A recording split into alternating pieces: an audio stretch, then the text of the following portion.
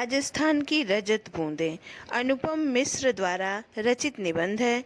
इस पाठ में लेखक ने राजस्थान की मरुभूमि में अमृत प्रदान करने वाली कुएं के निर्माण का वर्णन किया है। बच्चों, कुएं कुएं का लघु स्वरूप है। चेलबाजी चेलबाजी जो कुएं की खुदाई का काम करने वाले जो सिद्धहस्त कारीगर होते हैं, उनको चेलबाजी कहा गया है।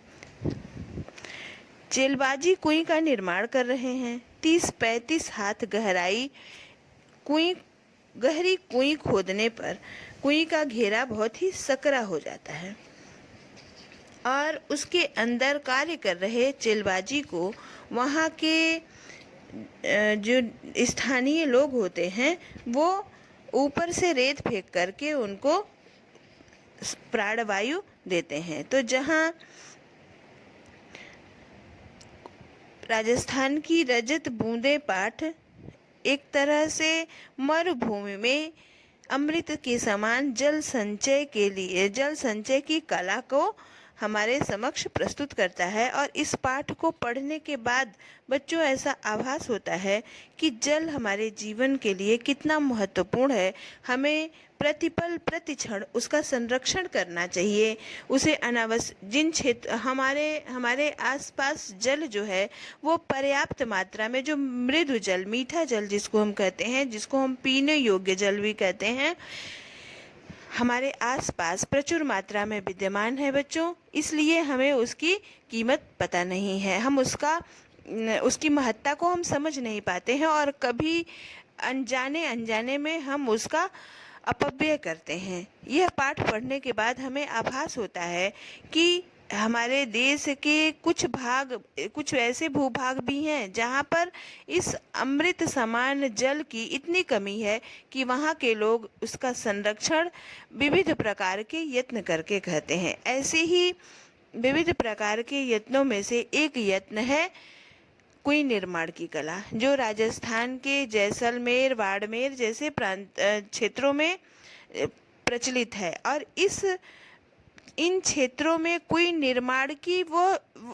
विशिष्ट कला को यह पाठ बहुत ही सुंदर ढंग से हमारे समक्ष प्रस्तुत करता है। यह पाठ राजस्थान में जल संरक्षण की महत्ता पर बल देता है। राजस्थान की जल समस्या का समाधान नहीं है यह पाठ हमें यह आभास कराता है कि जमीन की अतल गहराइयों में जीवन रहता है और धीरे धीरे वह जीवन हमसे दूर होता जा रहा है। इस जीवन को हमें बचा करके रखना है। तो बच्चों, आइए हम सभी पढ़ते हैं राजस्थान की रजत बूंदें, जिसके लेखक हैं अनुपम मिश्र।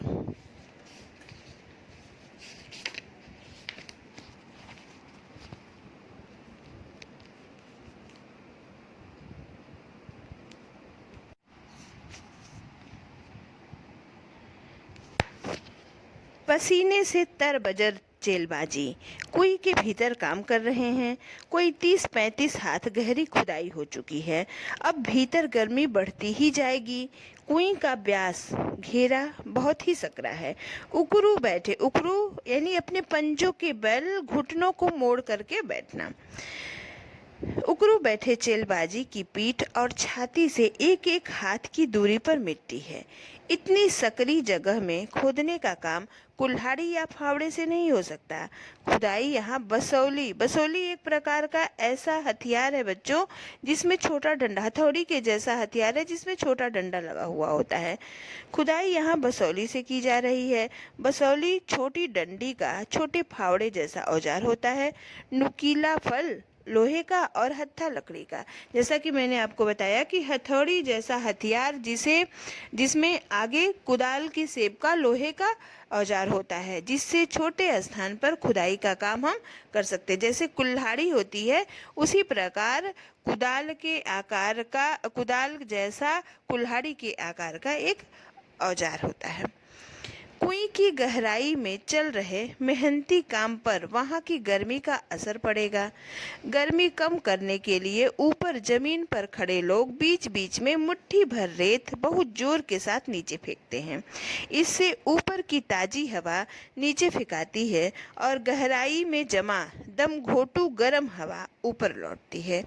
इतने ऊपर से फेंकी जा रही रेत के कण धीरे धीरे काम कर रहे चेलबाजी के सिर पर लग सकते हैं, इसलिए वे अपने सिर पर कांसे, पीतल या अन्य किसी धातु का एक बर्तन टोप की तरह पहने हुए होता है। बच्चों, जब हम इस पाठ को पढ़ते हैं तो भिन्न भिन्न स्थानों पर छोटे छोटे चित्र दिए हुए हैं, जिस चित्र के माध्यम से इस पाठ को बहुत ही आसानी से समझा जा सकता है।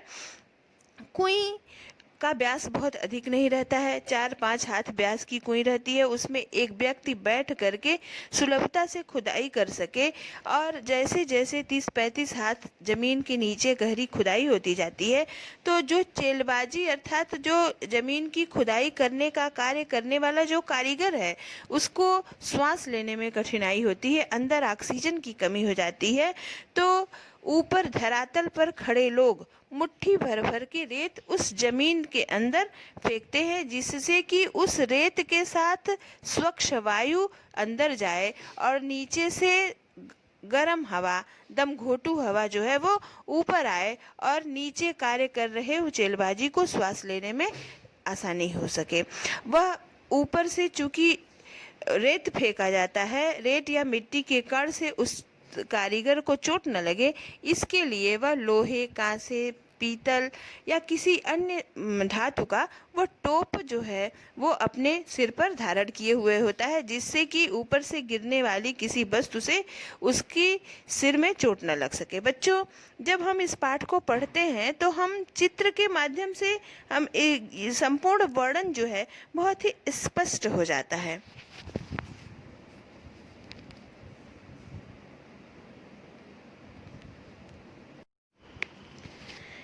नीचे थोड़ी खुदाई हो जाने के बाद चेलबाजी के पंजों के आसपास मलबा मलबा मतलब जो एकत्रित अतिरिक्त मिट्टी होती है जमा हो गया है। ऊपर रस्सी से एक छोटा सा डोल या बाल्टी उतारी जाती है, मिट्टी उसमें भर दी जाती है।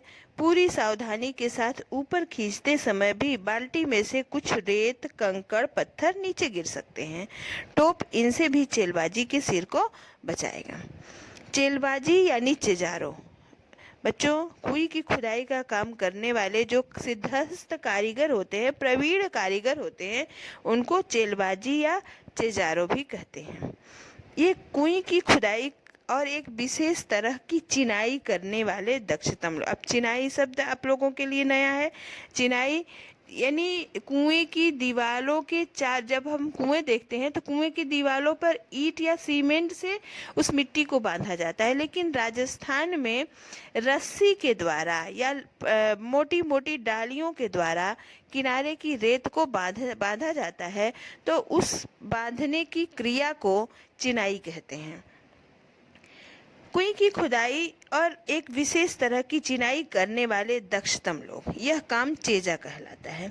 चेजारो जिस कुएं को बना रहे हैं वह भी कोई साधारण ढांचा नहीं है। कुएं यानी बहुत ही छोटा सा कुआं। कुआं पुल्लिंग है और कुएं स्त्रीलिंग। यह छोटी भी केवल व्यास में ही है, गहराई तो कुएं से कहीं कम नहीं है। राजस्थान में अलग अलग स्थानों पर एक विशेष कारण से कुइयों की गहराई कुछ कम ज़्यादा होती है। बच्चों, आपको हम बता दें कि राजस्थान में, पूरे राजस्थान में कुइयों का निर्माण नहीं होता है। जमीन के नीचे 35-40 फीट नीचे एक खड़िया पट्टी की परत होती है, और जिस क्षेत्र में वो खड़िया पट्टी की परत पाई जाती है वहीं पर कुएं का निर्माण हो सकता है। और यह खड़िया पट्टी की परत जो है प्रकृति प्रदत्त है, इसमें मनुष्य का कोई भी योगदान नहीं है। गहराई इस कुएं की कहीं से भी कम नहीं है। राजस्थान में अलग अलग स्थानों पर एक विशेष कारण से कुइयों पर गहराई कुछ कम और कुछ ज़्यादा, जहाँ खड़िया पट्टी जिस स्थान तक मिलती है उतनी ही कुएं की गहराई होती है।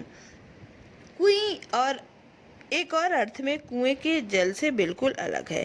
कुआं भूजल को पाने का पर बनता है। पर कुएं भूजल से ठीक वैसे नहीं जुड़ती जैसे कुआं जुड़ता है। कुएं वर्षा के जल को बड़े विचित्र ढंग से समेटती है। जब भी वर्षा ही नहीं होती, यानी कुएं में न तो सतह पर बहने वाला पानी है न भूजल में, यह तो नेति नेति यानी बहुत ही नवीन है, बहुत कुछ विचित्र है जिसको यहाँ पर कुएं में इकट्ठा किया गया है।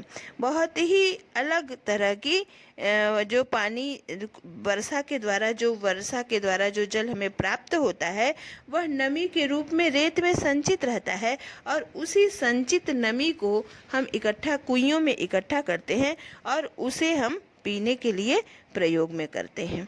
मरुभूमि में रेत का विस्तार और गहराई अथाह है। अथाह का बच्चों जिसकी कोई सीमा न हो।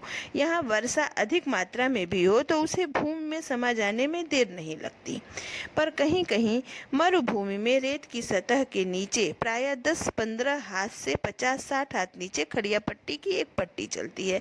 बच्चों जैसा कि मैंने बताया कि प्रकृति की एक अनोखी व्यवस्था है, जिस जगह पर उसने मनुष्य के लिए जीवन के आवश्यक उपकरण हम कह सकते हैं, उसको जीवन के लिए जो अनिवार्य तत्व है वो किसी न किसी रूप में मनुष्य का संरक्षण करने के लिए प्रकृति ने अपने उपहार स्वरूप दिए हैं। जैसे राजस्थान में जहाँ जल का अभाव है, चारों ओर पानी की कमी है, उसी कमी को पूरा करने के लिए मिट्टी के नीचे, बलुई मिट्टी के नीचे खड़िया पट्टी की एक परत प्रकृति ने प्रदान की है।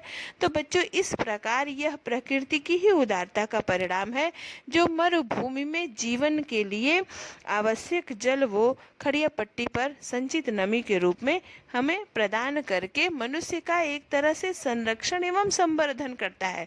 बच्चों इस पाठ को पढ़ने से हमें ऐसा आभास होता है कि प्रकृति बहुत ही उदार है। वह हर परिस्थिति में मानव या पृथ्वी पर जो जन जीवन है उसकी सुरक्षा वो अपने ढंग से करती है। ऐसे दुर्गम क्षेत्रों में भी वह अपनी अनोखी उदारता के जरिए जल प्रदान करके मनुष्य को जीवन जीने का एक सुगम मार्ग उपलब्ध कराती है। बच्चों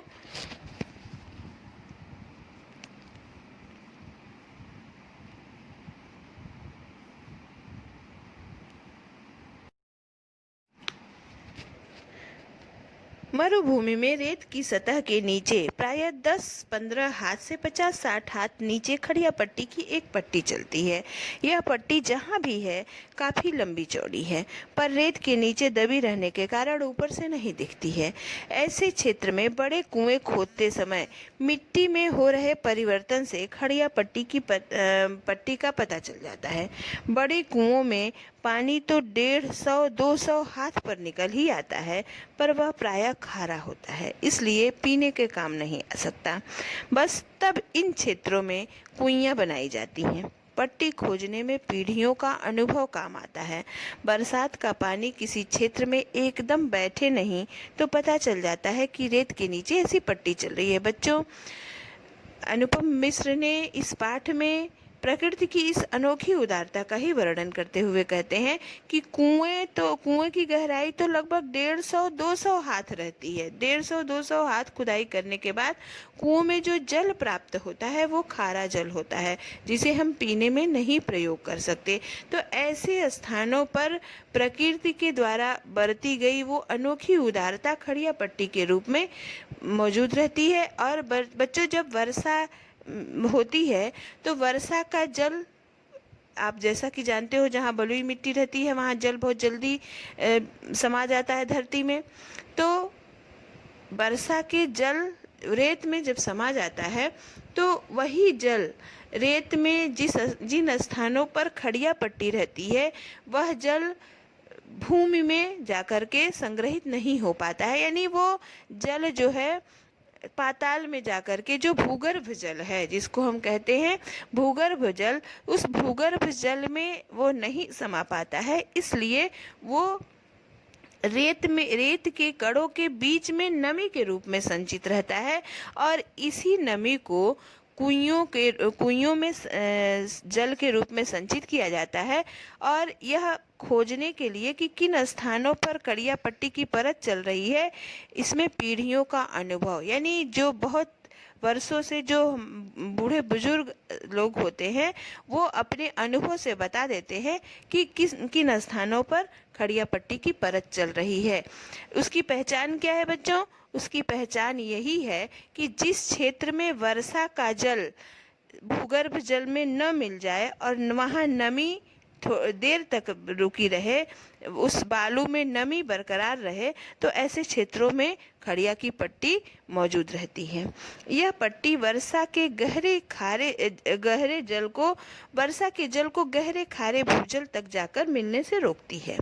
ऐसी स्थिति में उस बड़े क्षेत्र में वर्षा पानी भूमि की रेतीली सतह और नीचे चल रही पथरीली पट्टी के बीच में अटक कर नमी की तरफ फैल जाता है।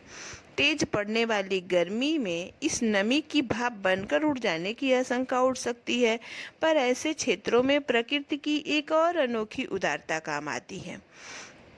रेत के कण बहुत ही बारीक होते हैं। वे अन्यत्र मिलने वाली मिट्टी की कणों की तरह एक दूसरे से चिपकते नहीं हैं। जहाँ लगाव है वहाँ अलगाव भी होता है।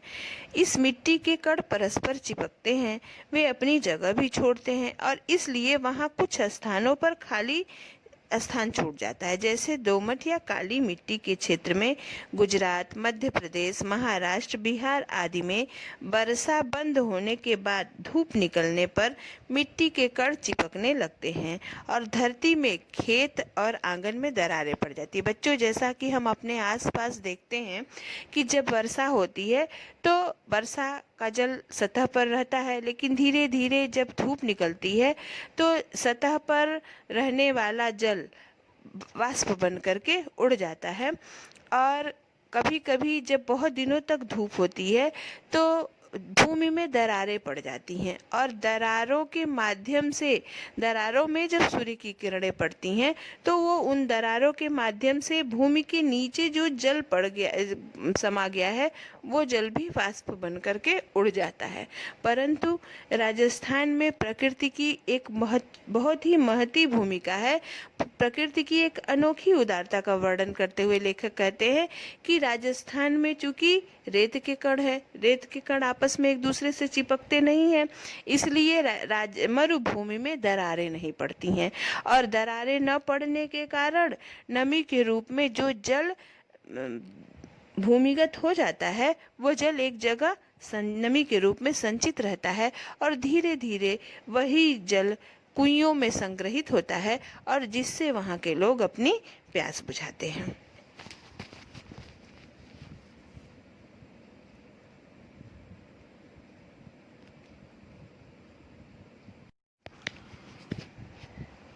यहाँ पर बिखरे रहने में ही संगठन है। मरुभूमि में रेत के कण समान रूप से बिखरे रहते हैं। यहाँ परस्पर लगाव नहीं है, इसलिए अलगाव भी नहीं होता है। पानी गिरने पर कण थोड़े भारी हो जाते हैं पर अपनी जगह नहीं छोड़ते, इसलिए मरुभूमि की धरती में दरारें नहीं पड़ती।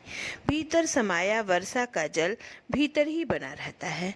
एक तरफ थोड़े नीचे चल रही पट्टी इसकी रखवाली करती है तो दूसरी तरफ रेत के कण के असंख्य कणों का कड़ा पहरा रहता है। लेकिन जैसा कि मैंने आपको पहले ही बताया कि मरुभूमि में रेत के कण आपस में चिपकते नहीं हैं, इसलिए मरुभूमि में दरारें नहीं पड़ती हैं और दरारें न पड़ने के कारण सूर्य की किरणें भूमिगत जल को वाष्प बना करके उड़ा नहीं पाती हैं और वो जल उस क्षेत्र में संग्रहित रहता है। इस हिस्से में बरसी बूंद बूंद रेत में समाकर नमी में बदल जाती है। अब यहाँ कुएं बन जाए तो उसका पेट, उसकी खाली जगह चारों तरफ रेत में समाई नमी से फिर से बूंदों को बदलती है।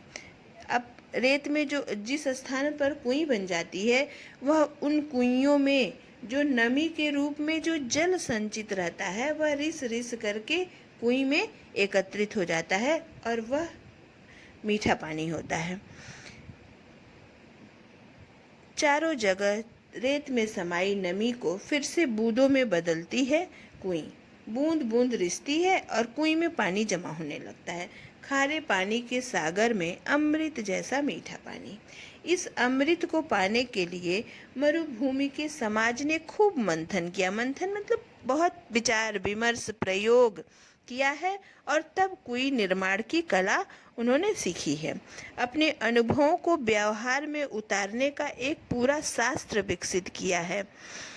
मरुभूमि में राजस्थान में वहाँ के समाज ने इस मृदु जल को प्राप्त करने के लिए बहुत असंख्य प्रयास किए और उन्हीं प्रयासों में एक है कुएं निर्माण की कला, और इस प्रयास के द्वारा वह मरुभूमि में मृदु जल को संचय करने में सफलता प्राप्त कर पाए हैं।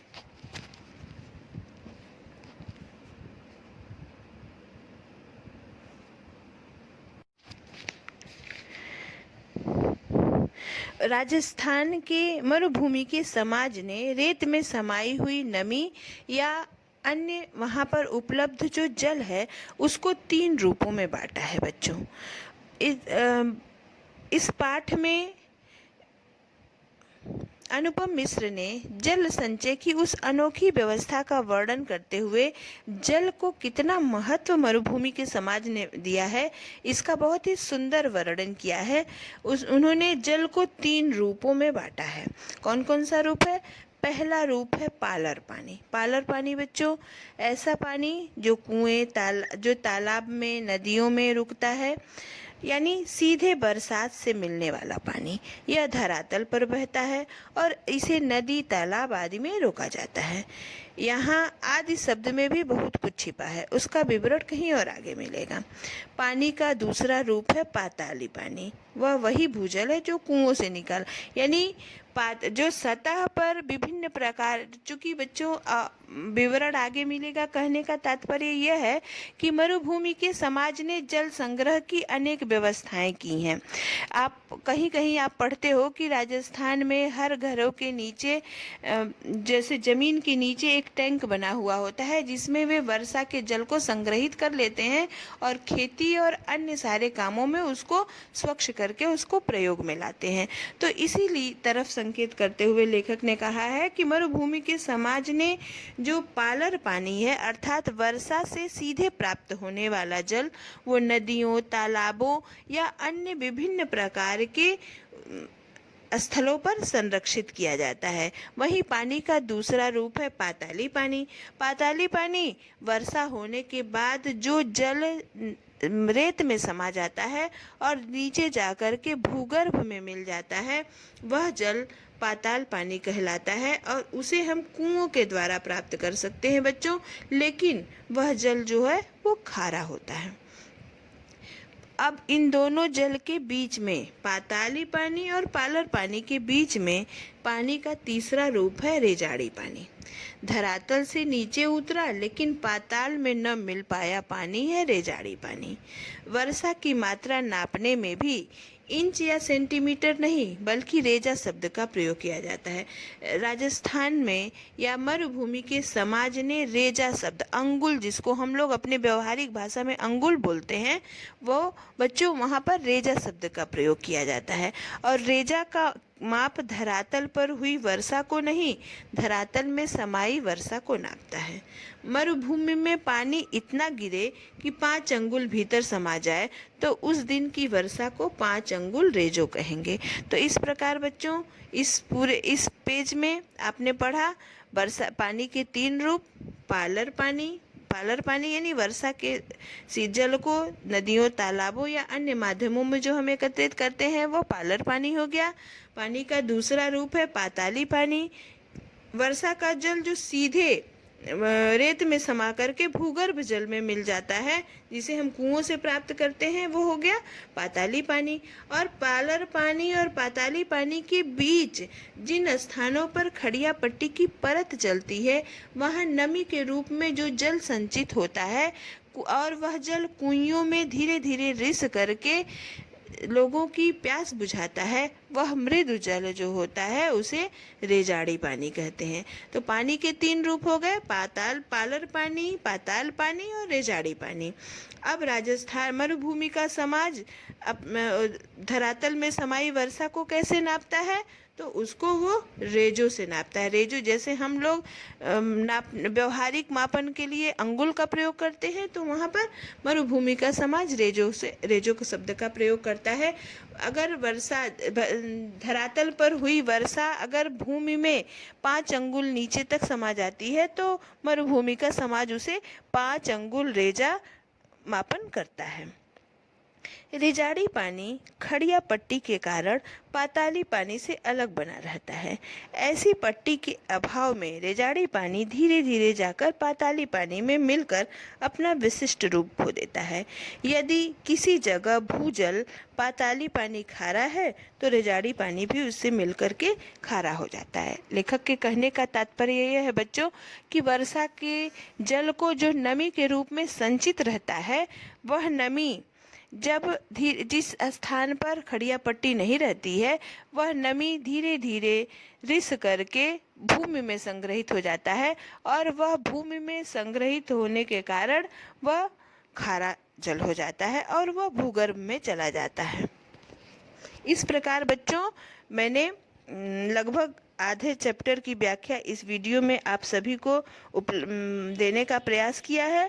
शेष आगे का चैप्टर मैं अपने अगले वीडियो में आप सभी के समक्ष प्रस्तुत करूंगी। लेकिन इस वीडियो को देखने के बाद आप छोटे छोटे जो शब्द आए हुए हैं, जैसे पालर पानी, पाताल पानी, रेजाड़ी पानी, रेजो किसे कहते हैं, जेजारो किसे कहते हैं, चिनाई क्या होती है, इन छोटे छोटे शब्दों को आप जब ध्यान पूर्वक पढ़ेंगे और नोट करेंगे, तो आगे आप इनके इस पाठ से संबंधित प्रश्नोत्तर में आपको सहायता मिलेगी। धन्यवाद।